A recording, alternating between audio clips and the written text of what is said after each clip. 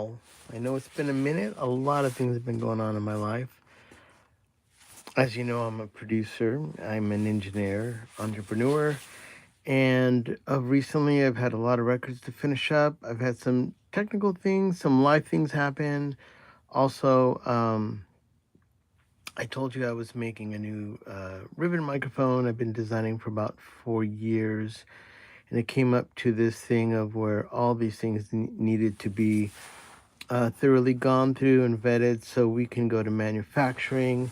And that took up about 2 weeks of my life of just trying to get all that in order. I'm supposedly going to be putting together the prototype maybe within the next day, and then I need to test it. And then at that point, one more, little obstacle of just making sure all the parts are right.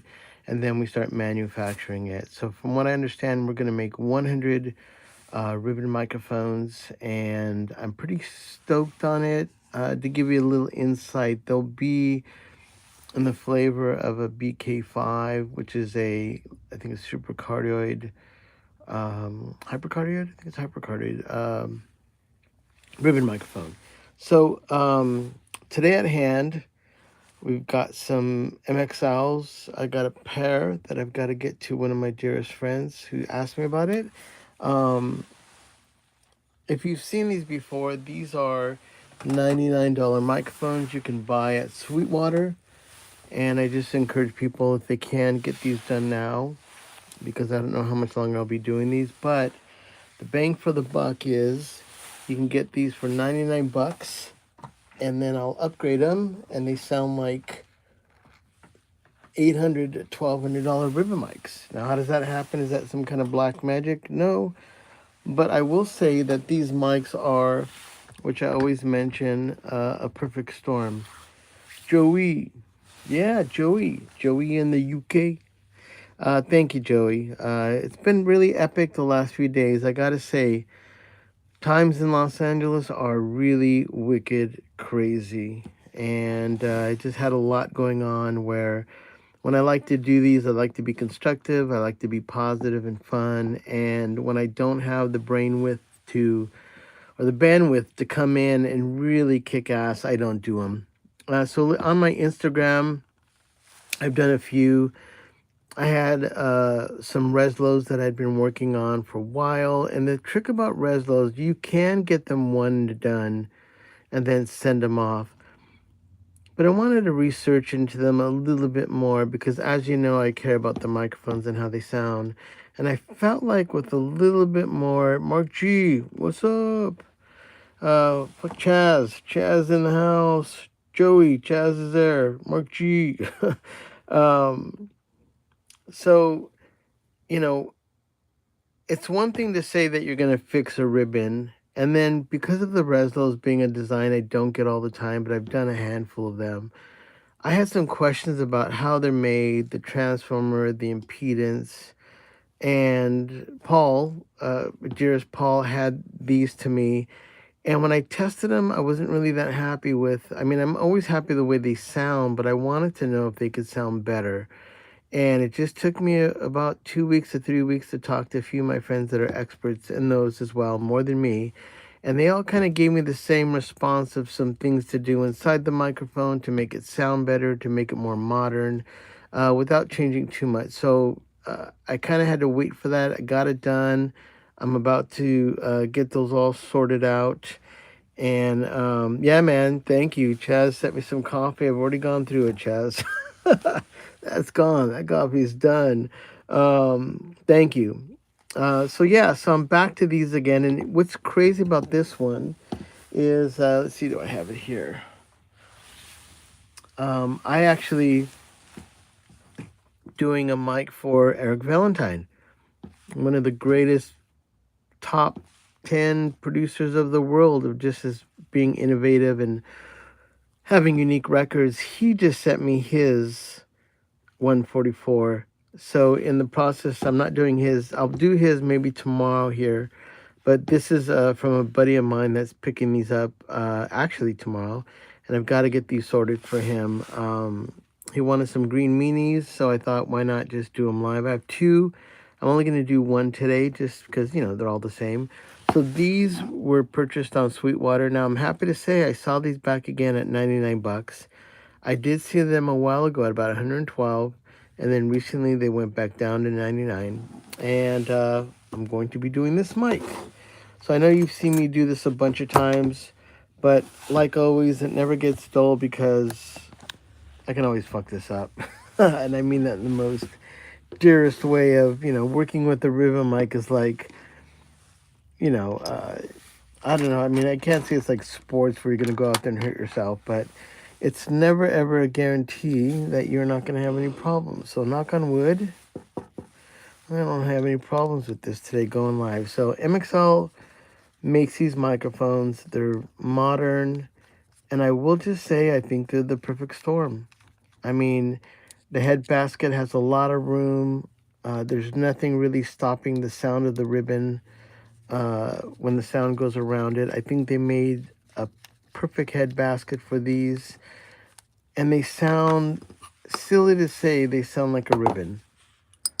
Now, why would I even say that? Because there's a lot of new ribbon microphones that when you listen to them, they sound like really good dynamics. And I know we've gone to the point where we've, you know, we want a highest quality of sound. But sometimes ribbon mics sound good when they sound like a ribbon mic. These sound like a ribbon mic to me. They're not active. I really prefer passive ribbons over active. But of recently, because of Paul sent me a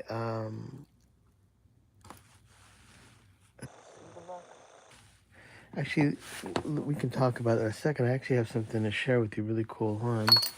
Where is it at? Where did I do it? Hold on one second. I got a thought here.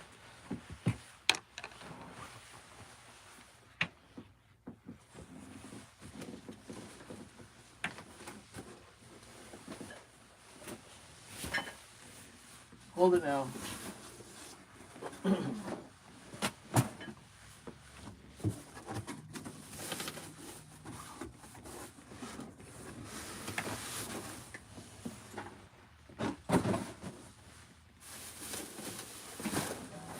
Hold it.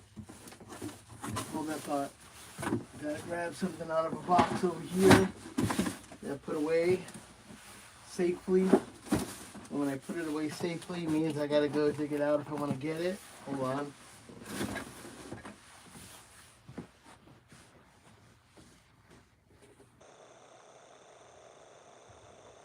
It'll be worth it. It'll be worth the wait. Hold on a second.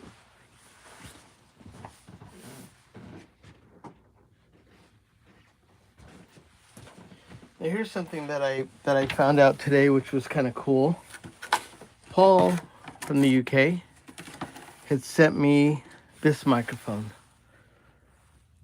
And I gotta say, out of Paul's mics, and I know I'm still working on Paul's mics. He sent me like 14 mics, and I got them all done. But I wanted to make sure I just didn't re-ribbon them. There were some issues with the impedance of the Reslows. I wanted to make sure it was correct. And also, there's a lot of stuff inside that mic that I didn't think was necessary. And before I remove it, I wanted to talk to a few people that do a lot of those. Because when I've done them before, I put it back the way they were, and they did sound great, but I think they could sound better. So before I'm going to get in there and start changing stuff up on a homie, I wanted to make sure I got a consensus of a few people that are pros at those. So once I got the consensus of my feelings, which I wanted to do, they all said, yeah, that's the way you do it. It just took me about almost 3 weeks to get back from one guy because he had gone to Japan, and I had to wait for him to get back in town to give me what he thought was good for a Reslow. And I'm happy to say that is what I was thinking, but I want to make sure if I'm going to do Paul right, I do Paul right. So Paul is sorted now, but before this gets dropped in the mail, a buddy of mine has sent me a picture. Now, these are only available in Europe, and when I looked for them, I only found one online. These sound goddamn fucking incredible. They're active, massively loud, and when I put my ribbon in these, it was fucking incredible. These are still, you know, a few $100 or less than 200 in Europe. And when a buddy of mine sent me a picture, I wasn't thinking of this mic. He just said, "Hey, I got this microphone. Can you do it?" And I looked in and said, "Yeah, I've done those before. Send it to me." What I didn't realize was I didn't do it before. This is a Samsung. I've never worked on this mic. But then when I told him I could do it, it's because I had done this mic. They are identical the same except for the head basket. Inside, internally, exactly the same. So my thought was, can't really find these in the US. I know you can find these in the US. And I think they're great donor mics. They're active. You're not going to blow the ribbon in them. But Jesus, man, do these things sound fucking good. So today on my Instagram, I had done this mic, but thinking about this mic, which was Paul's. So I will say, it's another one to add to the list. I'll see if I can grab that video off of this. And hey Jay, what's up? I know it's been a while, man. I mean, I wish I can tell you everything that's been going on in my life, but it's not really one of those things. It's, you know, it's just a lot of things have just piled up, and I had to get sorted out. Some of it was to my car. You know, hold on a second.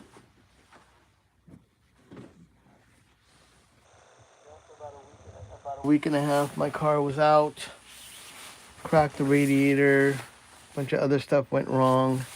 And, you know, ended up having like I love my Subaru, but it was just that point where the clock strikes 12 and everything under the radar just goes out.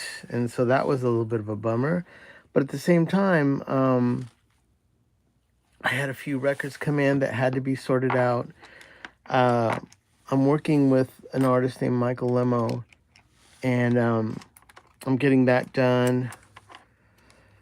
A few other records were done, and then also AES was in Los Angeles, which was a few days out, and then you know, it's just a long list of everything that you would think. Then my wife had a week off of work, and of course, when she takes that time off, she wants me to, you know, have time for her.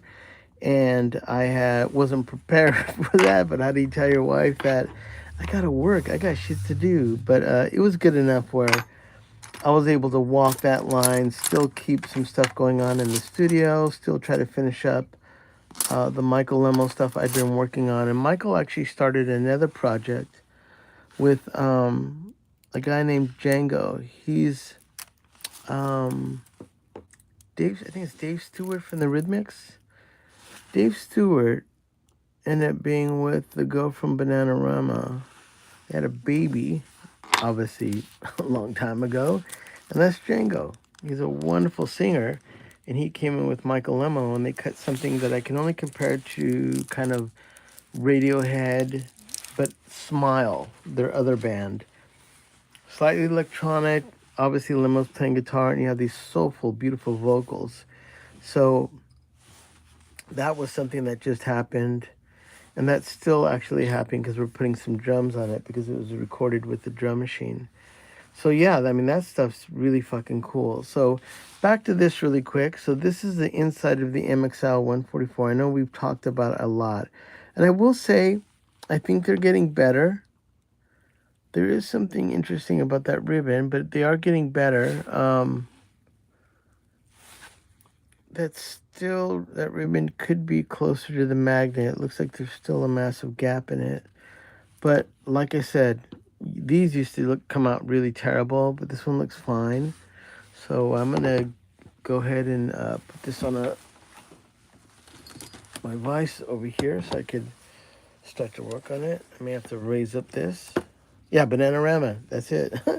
So yeah, I think it's Dave Stewart banged someone from Bananarama, and they had Django, and he's a badass, and that's Dave Stewart's son. So I've already worked with him maybe 10 years ago. He was in a local band called Color Cave with Michael Lemo. That's how I met Michael Lemo. A friend of mine, Dash, is a really wicked drummer, and I did his band was called Wires on Fire, which when I did that band, Mikey, the bass player, is now the bass player for Queens of the Stone Age. So it was Mikey on bass, and my friend Evan was the singer guitarist. Evan was in the Fall. He actually tours now with Sparks. And Mikey obviously is in Queens of the Stone Age now. So when I did Wires on Fire, which had Dash in the band, that was when I met all those guys. And then years later, Dash came back with Django and Michael Lemo. And when I recorded Michael Lemo, I think I don't think he had even started working at Norms yet. I can't remember what he had done, but yeah, I met him way before that. So it's kind of OG, old school. So I can raise this up one more time. All right. And like I said, if you haven't subscribed here, you can definitely add me a subscription. I still have, I think, 8 members now. And if you're a member, and like I said, I'm getting close to having my mic debuted. And when I get my mic, I will show it to only the members here. So everybody that's in here, Chaz and Joey, everyone that's one of the members, I'm going to have a video talking about my microphone before anyone sees it. And I'm going to share it with you guys. And then also I'm working on getting some other content where I can do some really exclusive stuff on some of the sessions I've completed that I'm not necessarily going to share publicly, but I want to do some videos for my homies and chicas. So if you can become a member, that'd be awesome. And like I said, you can always buy me a Pellegrino. Joey, you can't.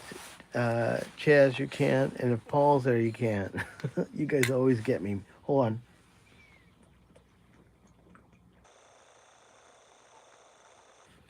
God damn, that's so good. All right. So we're on a little bit of a time crunch because I want to get this done. I want this to be really good. So like I said, these ribbons are fine. Like this one actually is okay, which means it would probably sound okay. The difference what I'm doing is I can tell there's a massive gap between the ribbons. So my ribbon will fit in there closer. This is probably, you can see it's a little bit lax. I'm running my finger through that. Probably 1.8 probably. And the thickness, I'm going to put a 2.5. And the ribbon I do will be more like a Royer ribbon. Be more resilient, be more durable for sure. And you know, you can put this on guitar cabs and drums, and I believe it's going to last longer. But by doing a better cut of the ribbon, there'll be about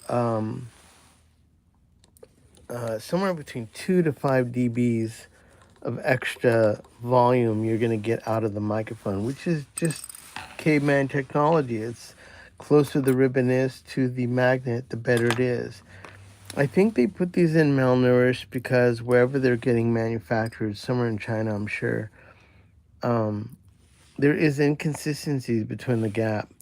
And I don't know if that's in the CCing of this. I don't know if it's the magnets, the glue, the adhesive. It moves somewhere between 4.90 to 5 millimeters. And I've even got some of these at 5.5 millimeters. I don't know what this one's going to be, but that is the only inconsistency about all these is the gap. If you go to Royer and you go to AEA and you go to Bayer and you go to Kohl's, that tolerance of that gap is close to none. They inspect it. If something's wrong with it, it's not going to go out. And their ribbon departments are probably some of the most important parts of manufacturing because the ribbon is what makes it sound good. So you can have a $99 mic, but if you have someone like me who's a ribbon enthusiast, and I'm going to put a high quality ribbon that's resilient and going to sound good, now you've got a high quality mic. So this is a ribbon they put in. It looks really good. I mean, it looks better than I've seen them. And, you know, just to let you know, that's how fast, you know, I just put my finger across it and just flattened it out. It's so easy to just break. And this is what, you know, people, you know, oh yeah, man, just put that up on put that up on your amp and you're going to shred the hell out of it. very few ribbons can take. I mean, Royers aren't. We got a guess there. Okay, 5.21. I like Joey's already beat me to it. I was gonna say, let's see what the gap is. Chaz, if you're still there, these range from 4.90 to 5.5 millimeters. So let me know if anybody's got a guess in there. Yeah, you just saw how fast that was destroyed. So yeah, it's these, Royers are not invincible ribbons, and what makes Royer ribbons stronger is the corrugation. And their corrugation, because of the gears that they have in their corrugator, is mostly why their ribbons are have a little bit more endurance than most mics. So I'm gonna figure out this one. Let's see what we got. Okay, Joey, you got 5.21 millimeters. We got Electric Al. Chaz got 5.36. All right, I'll give you like 30 seconds more, and then we're going to go for this. We'll see what we got. Okay. I'm going to make a guess. I'm going to say, Joey, me and you maybe about, I'm going to say 520. Well, let me see here. I'm going to say 510. Okay, Joey's 520 millimeters. Chaz is almost 536. I'm going to say 510. Let's see what we got.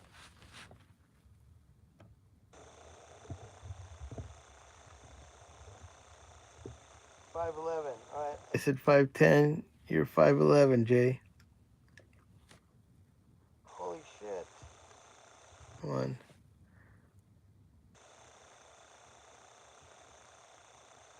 510, 511. Uh-oh. Let's do one more to make sure we're correct. I think Jason may have gotten this one.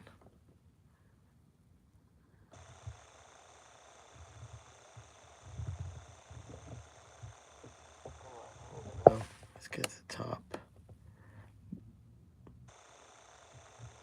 Okay, 511. All right. We're going to go with 511. Well, Kinsley Ann, I am repairing a ribbon mic. And there was a second ago an element in the middle of that which I just took out, and I'm going to replace that.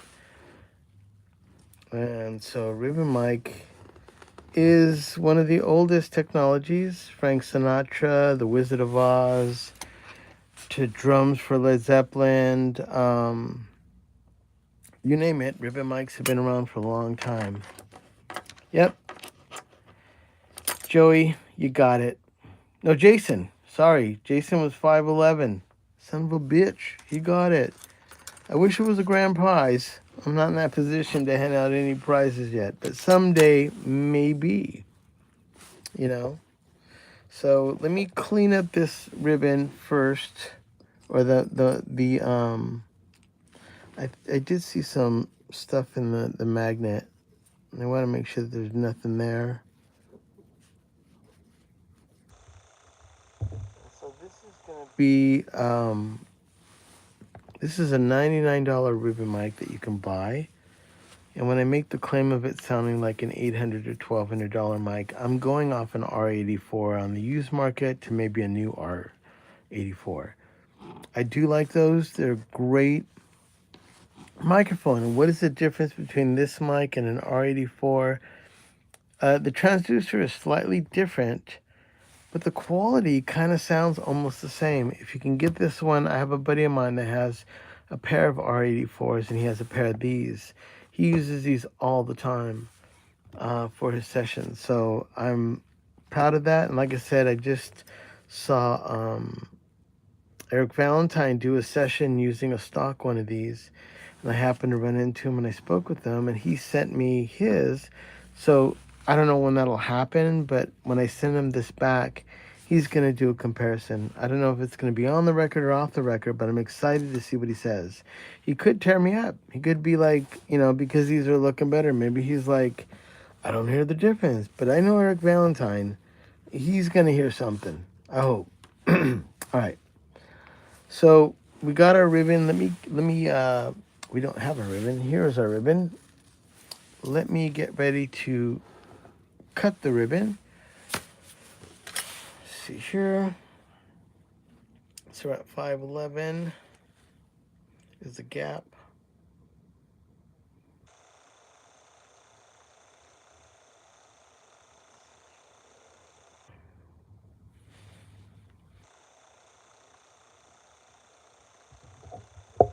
So now that we have our gap, we're gonna cut the ribbon. You can't cut a ribbon for 511. It just won't work in there. And because these are a little bit inconsistent, which means it could be a little closer there to bigger there, I just kind of get a variable, maybe about, 0.10,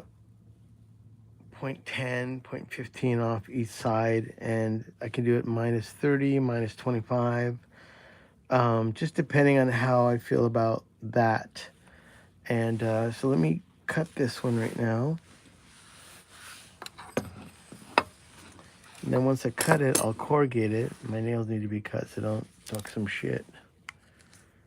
Did you measure the gap in multiple locations between the magnets? No, I mean, I got 511 there, and I think it was a little bit bigger here. So, I mean, I got 511 here, and I think it was a little bit larger on this side. So, no matter what, I've got to clear this 511. So, that's kind of my starting point. Even if that was 515 or 520, which they've been sometimes, I still have to go with the smallest point because the ribbon has to fit in there. Now, I have done some where when it's really, really off, I had offset it with like maybe cutting this at, let's say this is 511 and this is 525, which is massive. I will do a little bit of an angled cut that goes from thinner to bigger, but this one isn't that extreme. I've done that before on mics that have been really fucked up. And it works, sounds great, but you have to cut a ribbon every time you're doing it because it's almost like a custom cut. And I want the magnets and the ribbon to be as close as they can.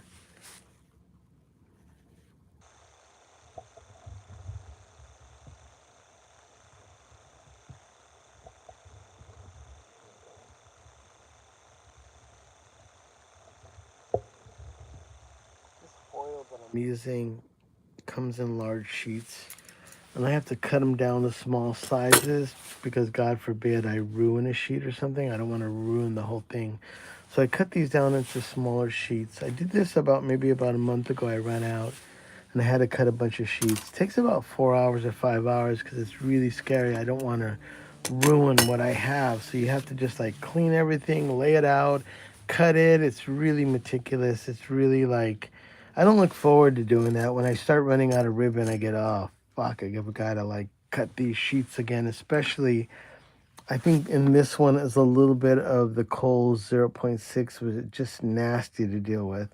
So I keep it in that container, kind of like, there's no way I can fuck that up. It's inside there. Unless that drops, that definitely I'm going to fuck it up. So, all right, so let me get my OCD on my, how I'm going to cut the ribbon, which is so weird. I had to like angle this just right. I got to look around. I got to do that like the accountant. Oh my God. And then I got to put this over here, which has the alcohol. And this is a little Allen wrench I had when I was doing the Samsung. Where do we want to store this? I'm going to put this in here. All right.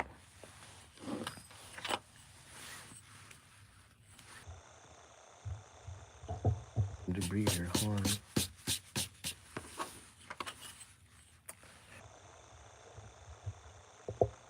And also, I got to hang out with Chaz. What am I talking about, everyone? Chaz came out to AES in Los Angeles, or LBC Long Beach, and I got to hang out with Chaz, and it was awesome. Not only to do some mics with him, he did if you guys can check out Chaz's YouTube, Electric Owl Works, he has a comparison before and after of a ribbon mic that I had done for him. It was an MXL R80, I believe, or R80, I think, or R40, R80, one of those, R80, I think. And I did a bunch of mics for him. I did some fatheads, I think. And he did a really badass video. He records jazz bands, has his own studio, and he did a full video. So in here, if you can click on Electric Outworks, that's Charles or Chaz. Check out his page. It's really fucking cool. He works with great musicians, has a wicked studio. The way he described it sounds like it's a hideaway in the mountains or something, you know? Something you would see in Alaska. There was a studio in Iceland that I'm just fascinated with too. Oh my god, to be able to record in Iceland, but then that's where you get eaten by a polar bear. Like a polar bear has nothing more to do. I'm brown. Can you imagine? He's like, oh, look at that seal, that walking seal right there. I'm gonna grab it. I know it sounds racist, but the polar bear would be like, yeah, looks normal. A friend of mine went up to Alaska, and they got on some Harleys to. I think it was like the weather was nicer, and it was mandatory. Everybody had to have a Magnum on them because if a grizzly charges their motorcycle, they would have to be able to take it down, which sounds crazy enough. So let me cut this.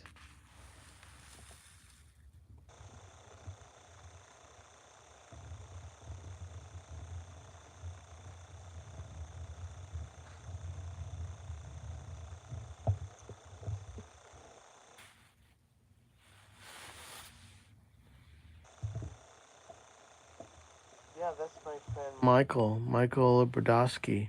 He has an amazing collection of Russian microphones and Japanese microphones, if that's who you're talking about, Jason. He's my bud.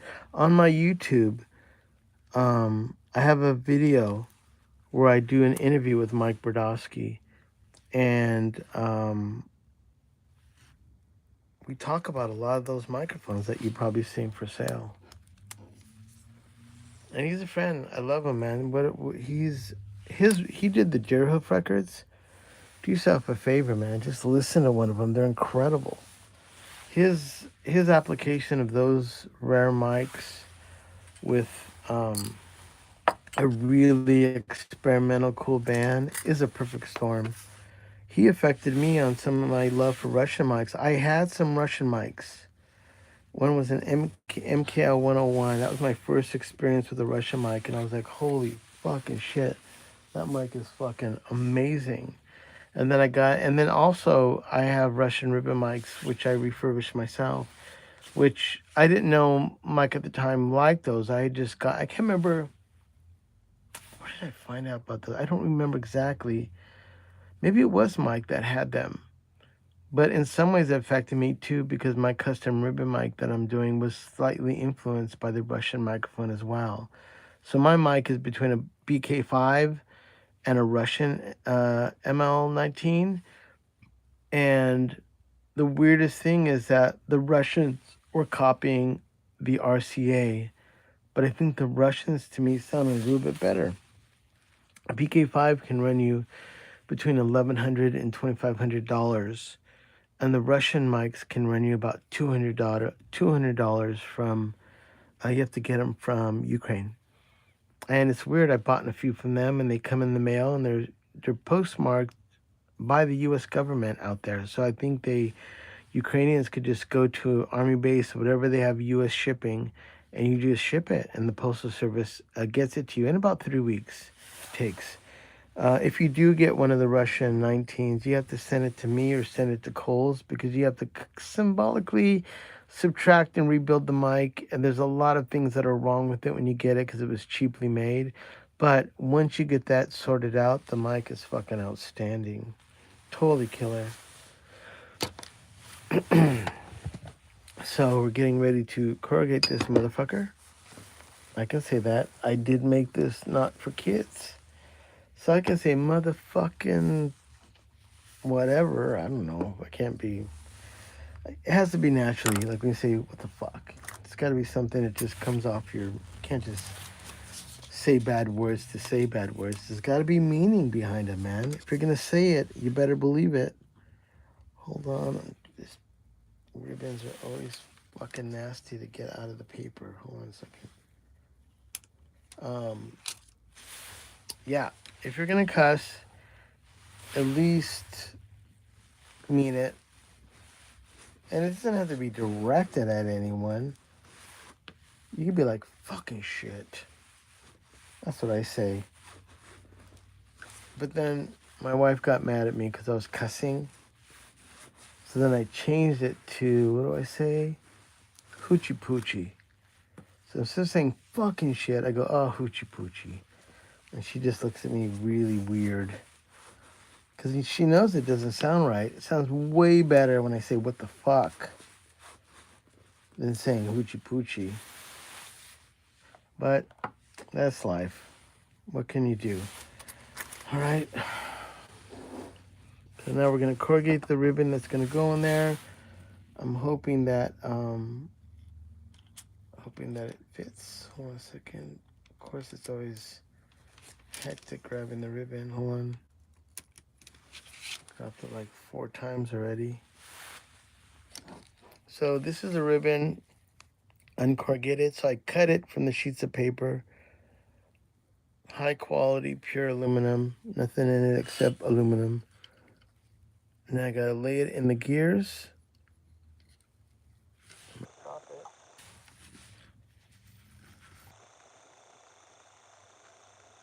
There you go. There, the ribbon, corrugated. And if you notice, I don't use paper, and Royer doesn't use paper. So the way I made those gears were custom made, and I wanted to make it so like it was like a Royer corrugator. All the other companies use paper, I'm pretty positive. AEA, only Royer doesn't. So I kind of took what I thought Royer technology would have been for cutting ribbons and making a durable ribbon, and that's what I do. And that is the difference between and I do think that nothing against corrugating with paper, which symbolically crushes it together. But I don't think the teeth of these are as sharp as when you don't use the paper. And I think, to me, that's part of the sound. That's the charm. But what I need to do now with every one of these is I've got to stretch the ribbon.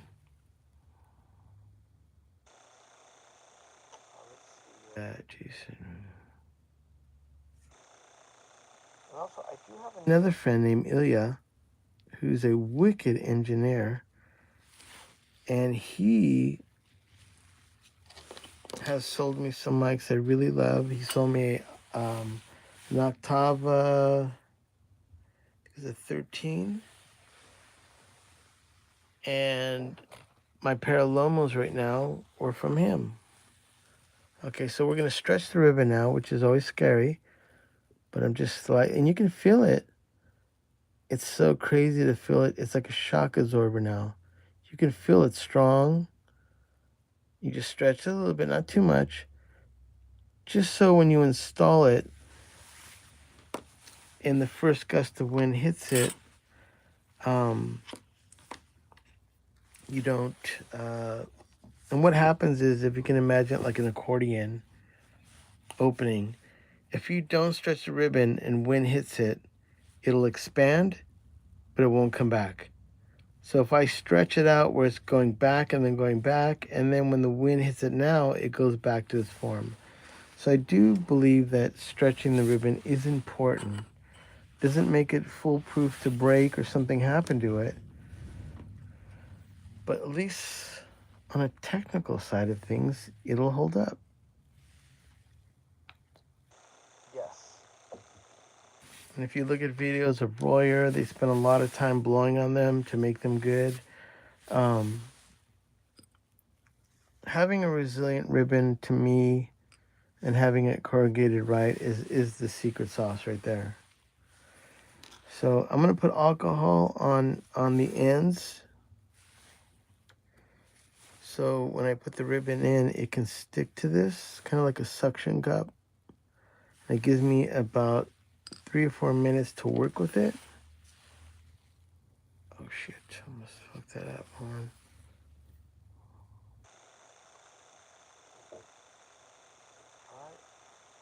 Laid it in there. It's not done yet. I'm far from done, but Jesus Christ, it's always hectic to do this. I do like that, almost. Hold on.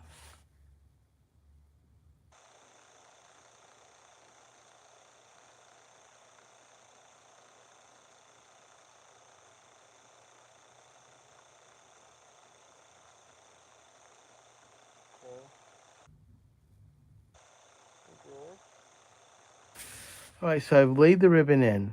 So that is a wicked looking ribbon. Now I need to keep it that way. There's about 15 things I can do to really fuck this up. So I'm gonna try not to do any of those. All right. I love it. Looks killer. I'm more worried about this one being center. Let me just double check it in the light. Hold on. Nope, I don't think it's straight. That's why you check it. I think it's leaning to the right just a hair.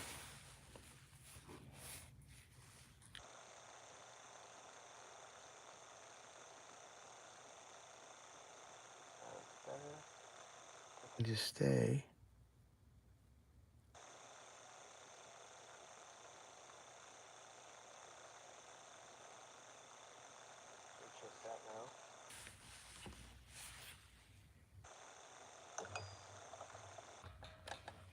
Yeah, it's better. Okay, now I have to put the now the one that goes in the middle is going to be the positive. That one is a plastic little bracket.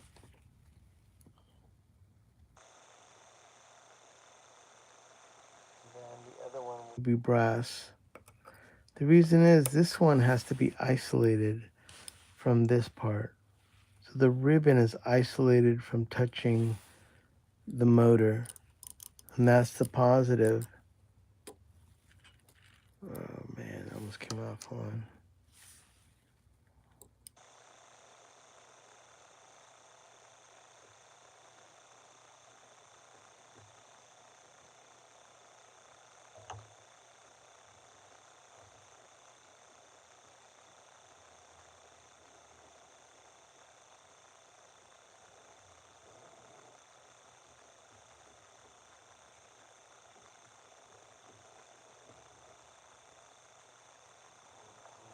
I'm not coming in line on this one. Son of a bitch.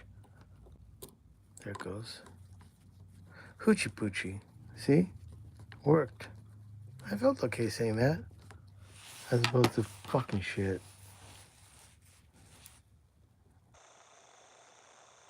Now I don't want this to go down all the way. Now this one, even though it's kind of touching the side, this is ground. This red one is going to be positive. It's isolated in there. That ground, which is going through that same plate, but because that's plastic, it's not touching the ribbon. It's going into the transducer. This becomes all ground. Yeah, there's a bunch of blah, blah, blahs right there. I'm not worried about this one being in or out, but I do have to get this. I didn't tighten it all the way because I don't want the plastic to bow up. So you just got to do it slow, methodical.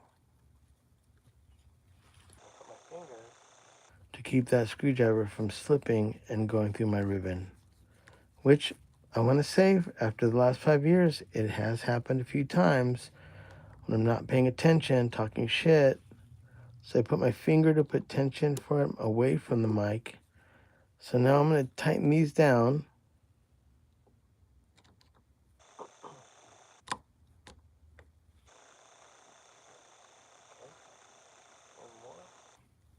We're good. All right, so that's one side. And now I'm going to do the other side. This one now I have a little bit of wiggle room.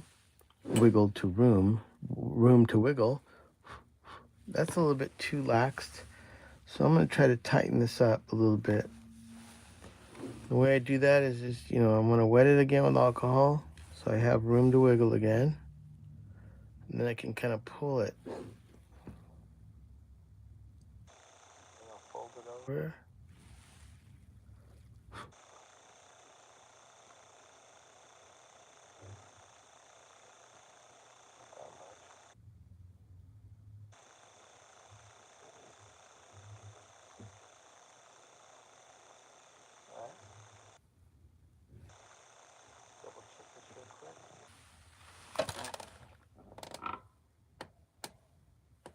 Right.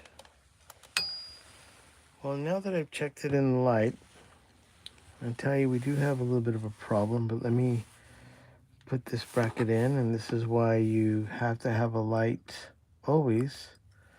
If you see them making videos, they always put lights behind these. Make sure this is right. Hold on. Because you have to see where the ribbon is lying between the magnets. Okay.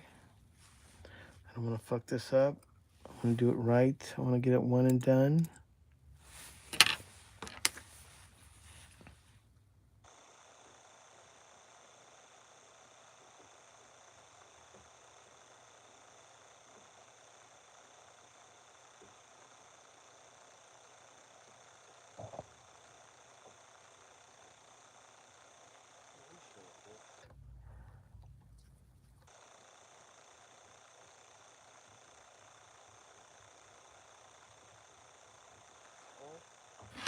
Let me put the other one in.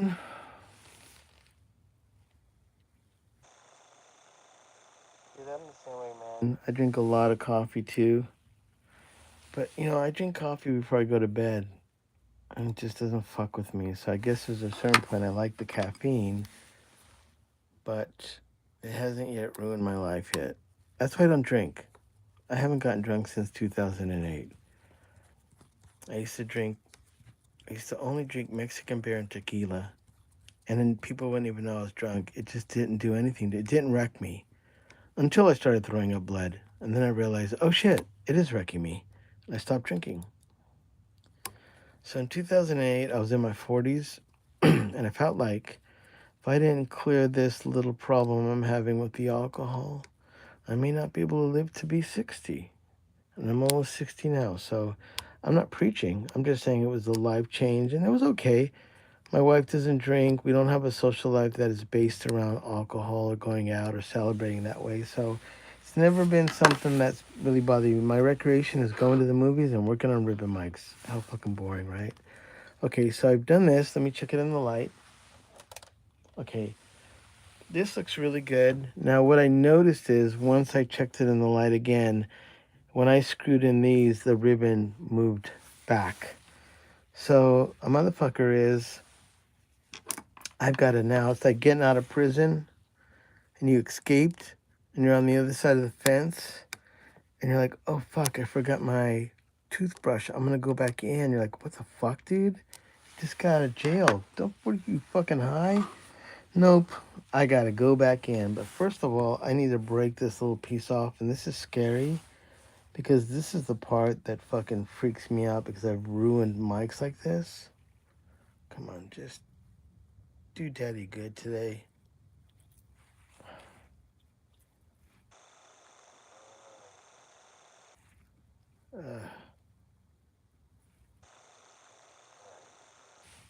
Had to clip off that end. That sometimes become nasty. So just to let you know, that's how fast the foil can disintegrate. There it is. So over here, we got some problems. You know what I'm sharing? Holy cows, I need to take a drink of some Pellegrino. Hold on. Like I said, if you're not a member here, you can add membership. You'll have some exclusive videos coming soon. You can subscribe. And under the icon of the description, I think you can buy me a cup of coffee.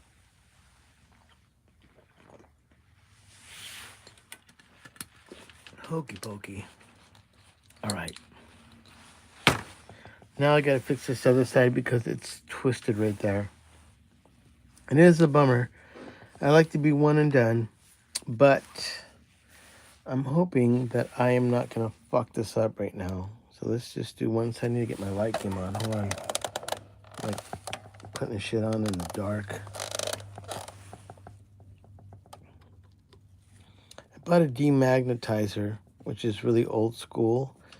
A lot of jewelry watchmakers have them. So what happens is when my screwdriver touches this magnet, it becomes magnetized and it will grab the screws. And it's really annoying when I'm trying to put a screw inside there, and the screw is like flopping around on the screwdriver. So I just turn on this button, and then I get the screwdriver, and I like, here's the bottom of this plate. As I move it by, you can feel the screwdriver shaking because it's trying to pull it into the magnet. And so I bring it by and it demagnetizes it. You run that by about 2 times, and it'll demag your stuff. And I've recently, it's been enjoyable to, not to have that issue. Of course, you can get screwdrivers that are demagnetized, but the problem is, I don't know what it is about ribbon mics, but these screwdrivers from Harbor Freight are the only ones that work on almost all the ribbon mics have one screwdriver that will always work.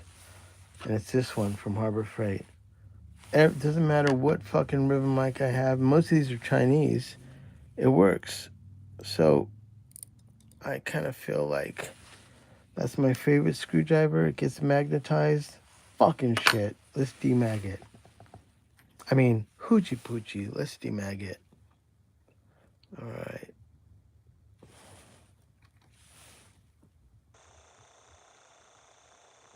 I have to loosen it up by putting a lot of alcohol, but I don't want the alcohol to drip into the magnet. I just got to kind of loosen this up a little bit, get it under.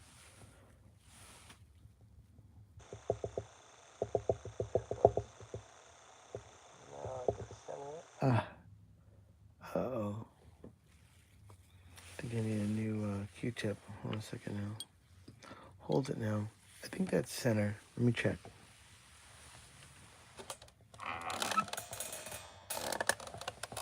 Well, congratulations, Chris. And like I said, my last time I got drunk was in Hawaii. I got fucking hammered, man. I had a session the next day, and I remember thinking to myself, if you can let me get through this next day, I'm not going to drink. And I never did again. Didn't go to like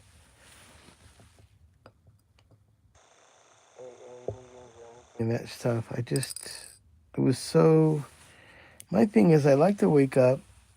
I don't want to have a headache. I like to have a good cup of coffee. I have this belief, if I have potatoes and eggs every day, I don't get sick with a cup of coffee. And I go 2 to 4 years without getting sick.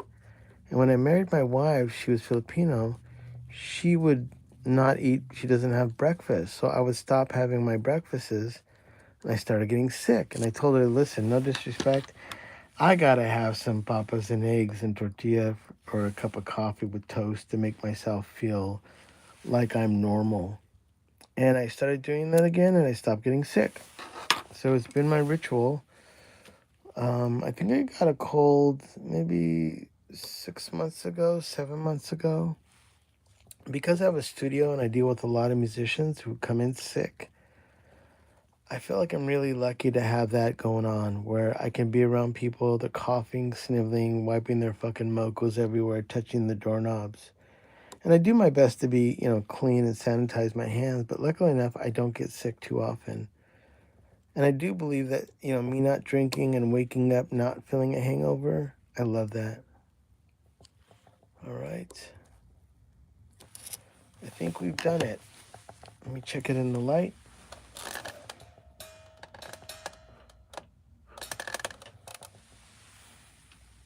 But you know what, though? I don't fucking like it. Son of a bitch. Oh my God, I gotta do it one more time.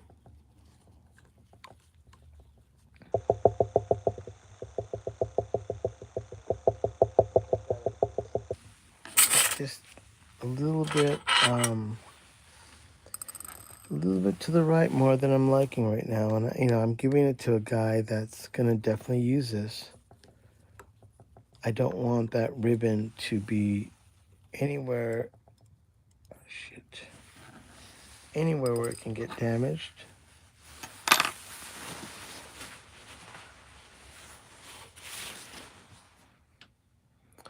So I'm going to take this off, and I'm going to try to retension it. I mean, this is the truth. I mean, I wish I could be all fucking studly and tell you that I'm so good. I guess I could have. I could have been like, all right, there it is. It's all done. I'm fucking badass. But, oh man. I mean, I got a guy that's a really heavy duty producer that he's gonna put this mic through the ringer. Fucking killer for him.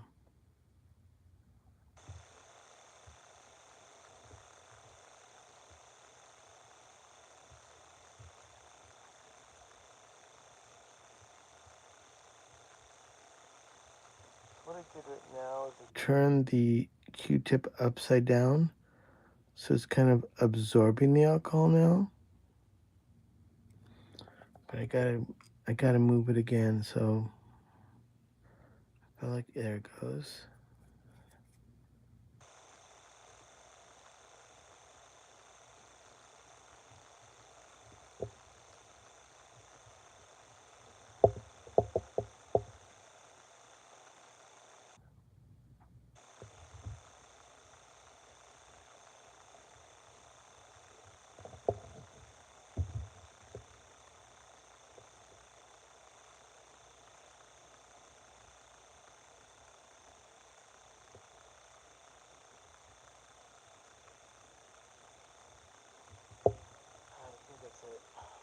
Holy shit. Hoochie poochie.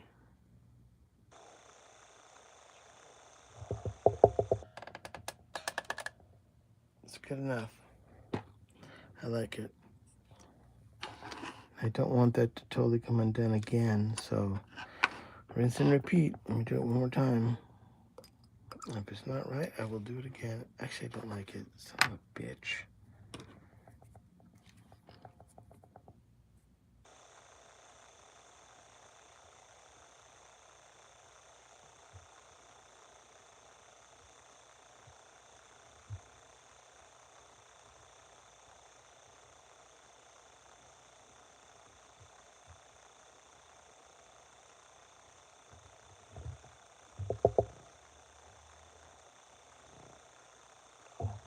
I'm tripping balls right now.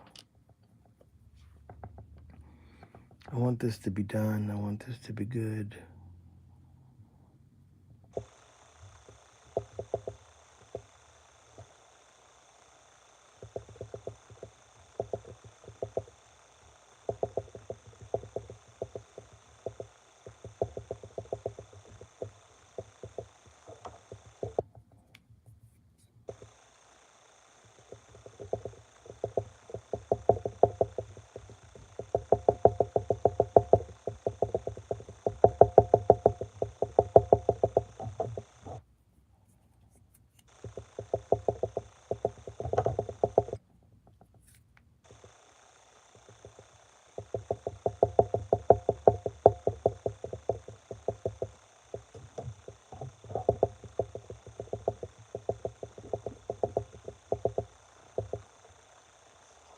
Of the ribbon a bit long for now. Yeah, I will have to. That's part of the solder that you see right there. As long as it doesn't go over that solder point, I'm okay. I think it's almost to the point where it's okay. But it looks like it's a lot more hanging over, but that's this the solder mark. It's kind of my guide. As long as the ribbon sits on that, you're okay. But if it goes beyond that, it can't touch the back plate. So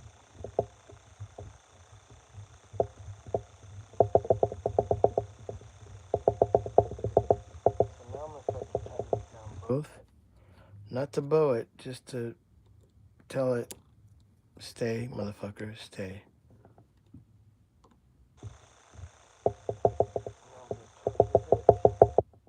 Keeping my finger so it pushes the screwdriver away. All right. Holy cows, there it is. Voila. So I need to put the screen on, and then I'm going to put the body on, and this mic will be done. Holy cows. That one took a bit. Like I said, I wish it was one and done. So if I was in the factory, you just saw me do that 3 times until it was right.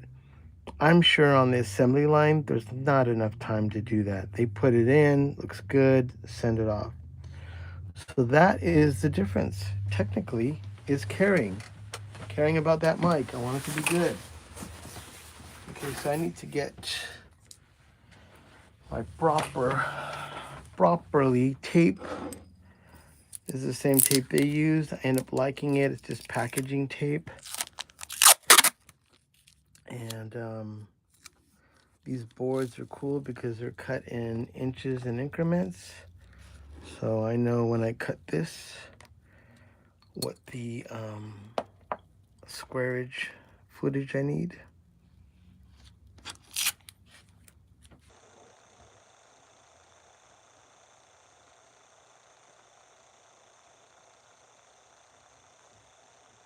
Every time I get my tape out, I do this, and I put a lip on it. You know what a son of a bitch that is to try to get that fucking tape out again. Jesus. Hoochie poochie. All right, here we go. So now I'm going to cut these a little bit under par because they just, for whatever reason, this tape is just under probably 2 inches.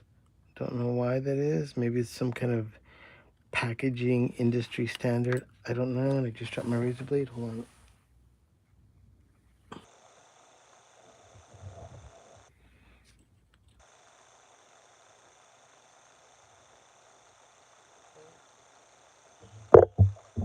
Everything now. I think I'm getting excited because I know I'm going to be getting out of here. Don't fuck it up. Don't get too fast. Get all fucking confident. Start talking shit. And then you put a hole in the ribbon. Jesus. I shouldn't even say that. That's like jinxing myself right now. Let me flatten these out. I've kind of fucked up. Is that one fucked up? Let me see it. That one's alright. Okay, so now I gotta get my favorite tool for ripping tape off. These are my Gundam model kit tweezers.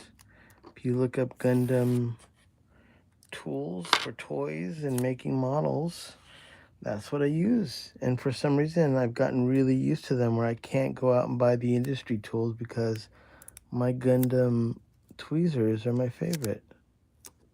All right.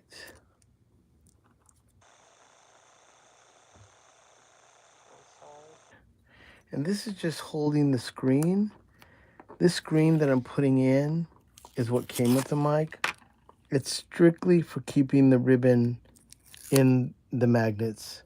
So if a big gust of wind or a sound blast, the ribbon will smack up against the screen and not go beyond the magnets, which will stretch it out.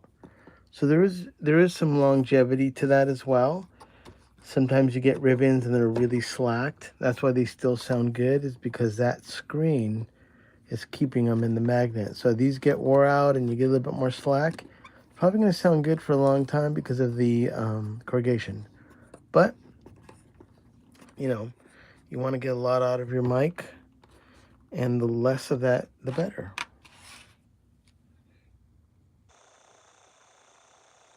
Like I said, that screen is strictly protection, not really anything to do with sound.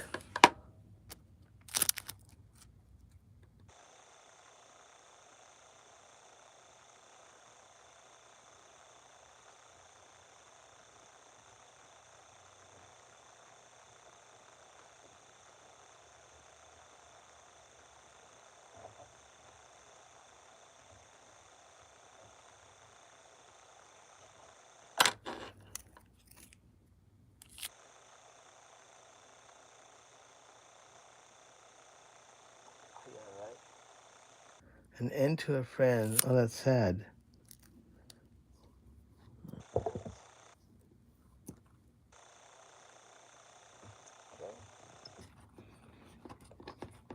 So now we get to the fun part. So technically, I've got it. There's the new ribbon in it. Beautiful, very corrugated in the way of Royer. But this mic does not sound like a Royer mic. Very opened up, very good mids and highs. I can't say enough about these transformers. All the years I've been doing these, the transformers sound fucking good. All right, so now these are turning into green meanies. I've already done my little wicked paint job to these. And first of all, I need to put the grill on. These will only go on one way because there's a little notch right there on the top. That notch meets that notch. So that will be the front.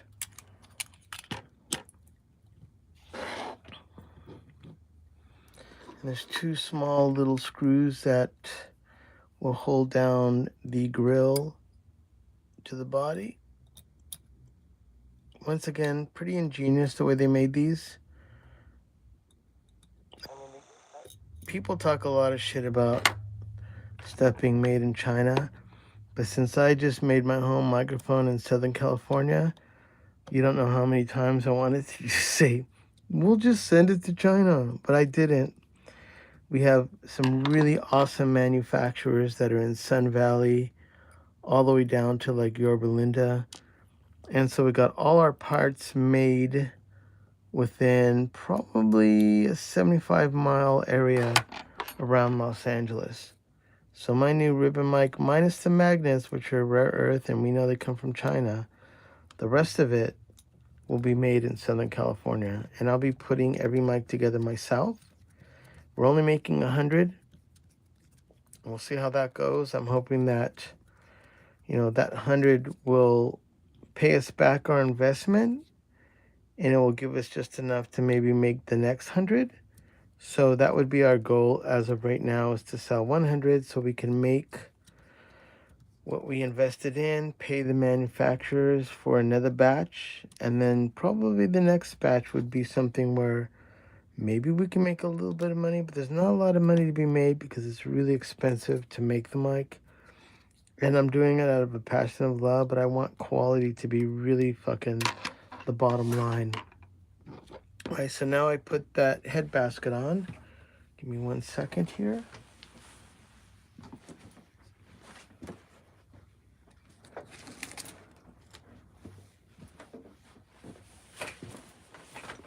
Okay. So this is the front. And when you put on the casing of the mic, that little notch can only go into that notch in the front. So this tells me this is the front.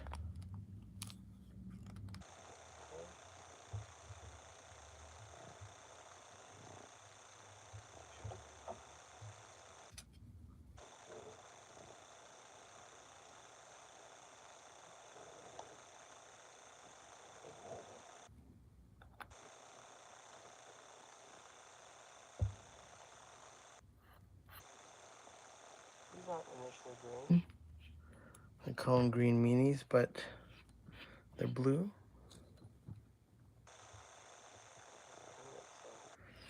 Gotta get a little bit of some wiggle room here.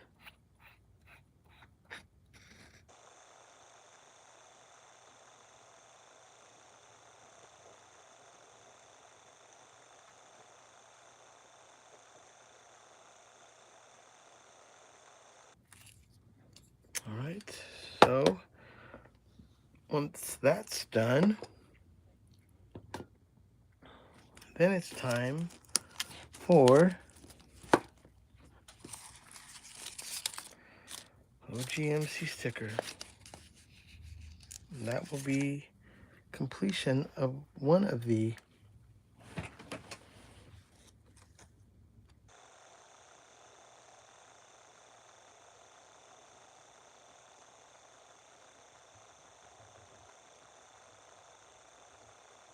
there it is. Done. Holy moly. There it is. Thanks, Jay. Once again, these mics are dynamite. Like I said, I'm making one for Eric Valentine. The drummer, Jose, who owns Revival Drum Shop, has a pair of these in Portland. He was in the Breeders, super sick bands. Warpaint, Stella, she has a pair of these. I've done ribbon mics for the new drummer for the Foo Fighters, Ilan Rubin. I did his 160s. Have a mic right now for Daniel Lavoie. I'm going to get to him. And to the most part, a lot of my producers, Nick Lene, who did all the Grinder Man, Idols, all these other bands, he loves this mic. And him and Adam Greenspan, who are done super, I mean, you name it, they work on it. They travel the world with this, and they use them all the time. So quality ribbons, they sound super sick. The way you do it, in the description here, you'll see my address. I put my email, my social media. Write me, and before you go to Sweetwater to buy them, contact me first so I can give you my PO box, and you can send it directly from Sweetwater right to me. And what you just saw me do, I'll do to your mic. If you want a green meanie, let me know and I'll make it green for you, which is super cool. And they come with a mic clip. It's right here. They come with a really cool mic clip, and they're good to go. And they're wonderful ribbons. They sound like a ribbon mic. They sound as good or as cool as an R84, which cost about $1,400. My fee for every mic is $250. And if you're in the United States only, I will send these to you free shipping. I'll insure it for the mic, and I'll insure it for my upgrading this. And so you kind of got nothing to lose, but you got to get my P.O. box. You got to order from Sweetwater. Free shipping to me, so you don't pay any of that. And then I'll upgrade these for you for $250 a mic, and I'll cover the shipping and insurance back to you. And like I said, yeah, man, Nick Lene is legit, right, Chaz? I mean, he's like the dude, and I talk to him all the time, and he's always like, "Manny, I love that mic. This is their guitar mic that they like it, you know." So, Joey, you have a good night, man. Thanks for staying tuned. Get my information from the description. Thank you so much. Make sure you add me if you want to become a member. I'll have some exclusive videos for you. You can be a member, and if you want to buy me a cup of coffee or a Topo Chico, you can do that in the thank you icon, which is under the description.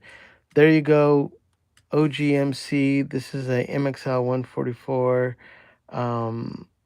Yeah, man. Chaz, you have a good day too, man. I'm going to be off to the races now.